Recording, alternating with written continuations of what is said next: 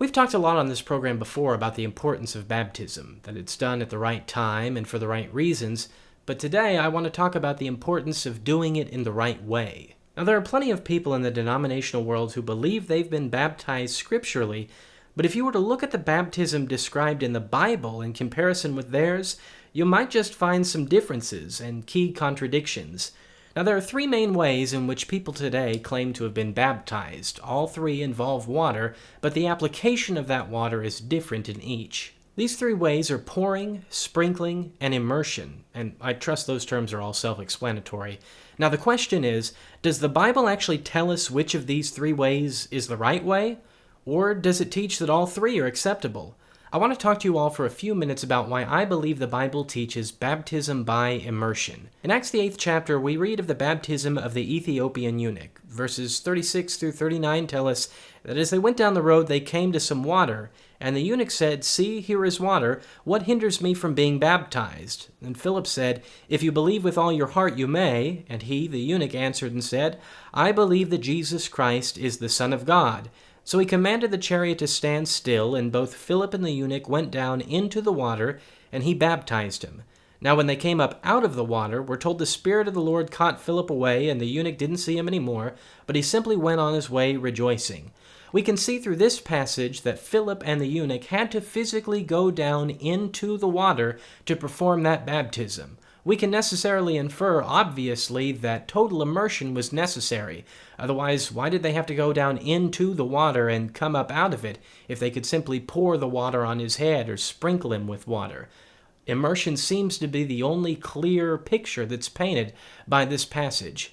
Now, some people might say, well, what if they went down into the water and then Philip poured some water on his head while they were standing there in the water?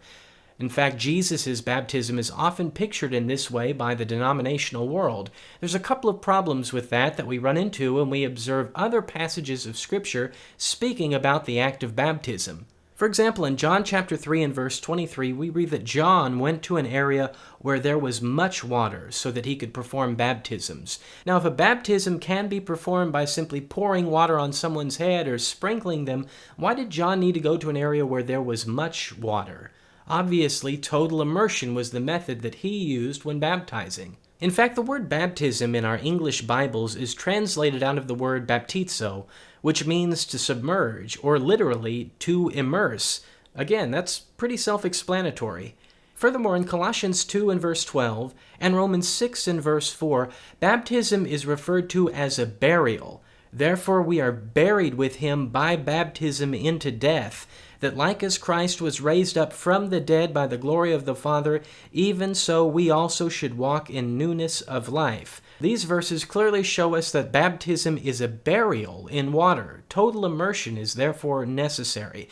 Now, I know what you're probably thinking. What difference does it make? I mean, what does it matter if I was totally immersed in water, or if someone poured water on my head, or if I was sprinkled? Doesn't Jesus just care that my heart was in the right place during the time of my baptism? Isn't that really what matters?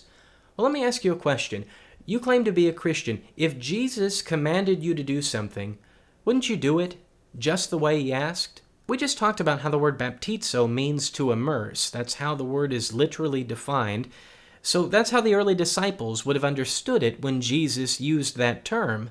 They would have heard, essentially, immerse.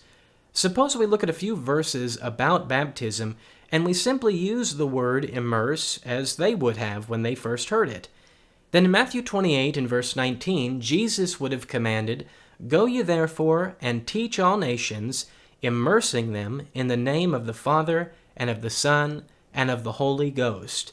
And in Mark 16, 15 and 16, he would have said, "Go ye into all the world and preach the gospel to every creature. He that believeth and is immersed shall be saved, but he that believeth not shall be damned." On the day of Pentecost, in Acts 2 and verse 38, Peter would have said unto them, "Repent and be immersed, every one of you, in the name of Jesus Christ, for the remission of sins, and you shall receive the gift of the Holy Ghost." Now, if Jesus, when he spoke about baptism, referred to a total immersion in water, then shouldn't you and I, as his followers, do the same? Now, I don't question people's motives. There are plenty of people on this planet who, at the time of their baptism, had their hearts in the right place, and they honestly believed they were doing the right thing. But I'm also a believer that if we're going to do Bible things, then we need to do them in Bible ways. And according to the Bible, total immersion in water is necessary for baptism. That's what the word itself actually means. There can be no doubt to that fact. I hope you'll look more into the subject of baptism as you study through the New Testament.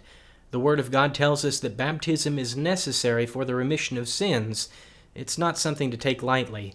Jesus wanted his followers to be immersed in water, to be buried. Scripture says we do this in the likeness of his death, burial, and resurrection, that just as the old man of sin dies, is buried in the water, we rise up out of the water in new life. Old things passed away, and all things become new. Can you find the method used in your baptism in the Bible?